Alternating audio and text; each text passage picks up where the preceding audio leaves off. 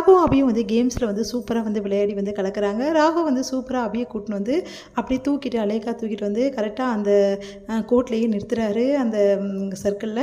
அதை பார்த்துட்டு எல்லாருமே ஆச்சரியப்படுறாங்க. 2 பேருமே அவ்வளோ சந்தோஷமாக வந்து 2 பேருமே ஒருத்தர் பார்த்துக்கிட்டே இருக்காங்க. இதெல்லாம் பார்த்த முரளி வந்து செம காண்டாகிறாரு.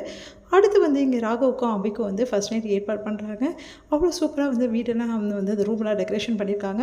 அதை பார்த்துட்டு ராகு ஒன்றும் புரியாமல் அப்படியே நிற்கிறாரு. அபியும் அப்படியே வந்து நிற்கிறாங்க. சாரிங்க, எங்கள் வீட்டில் வந்து நம்ம 2 பேரும் ரொம்ப அந்யுன்யமாக இருக்கணும்னு நினச்சிட்டு இருக்காங்க. அதனால தான் இதெல்லாம் பண்ணிகிட்ருக்காங்க. ராகவ், தயவுசெய்து என்னை மன்னிச்சிடுங்க, நான் இப்போவே இதெல்லாம் கிளியர் பண்ணிக்கிறேன்னு சொல்லிட்டு அபி சொல்கிறாங்க. அதெல்லாம் வேணாம் அபி அப்படின்றாரு.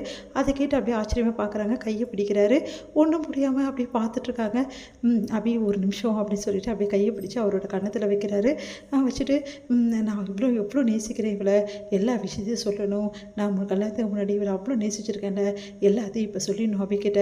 அப்போ அபியே வந்து என்ன டிசைன் பண்ணுவா அப்படின்னு சொல்லிட்டு அப்படியே வந்து பார்த்துட்டே இருக்காரு. இதையெல்லாம் வந்து முரளி ஒளிஞ்செடுத்து பார்க்குறாரு.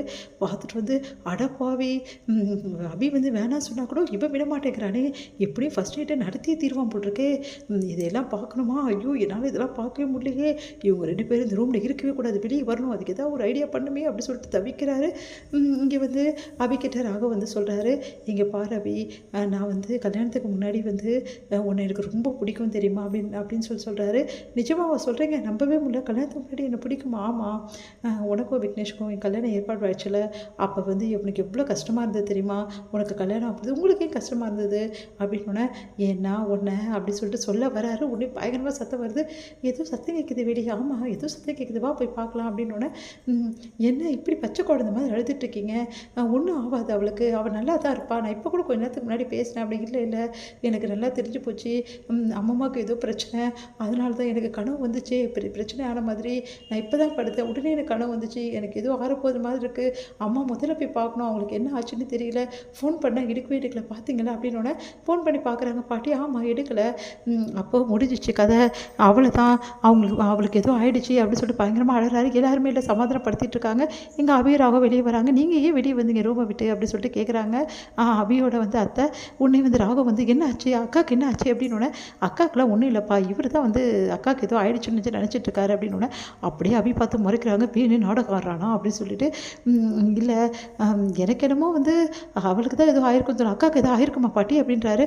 அதெல்லாம் ஒன்றும் ஆயிருக்காதுப்பா, சொன்னால் கேளு, சரி நான் ஃபோன் பண்ணி பார்க்குறேன் அப்படின்னு சொல்லிட்டு ஃபோன் பண்ணி பார்க்குறாரு. ஃபோனை எடுக்கவே எடுக்கல.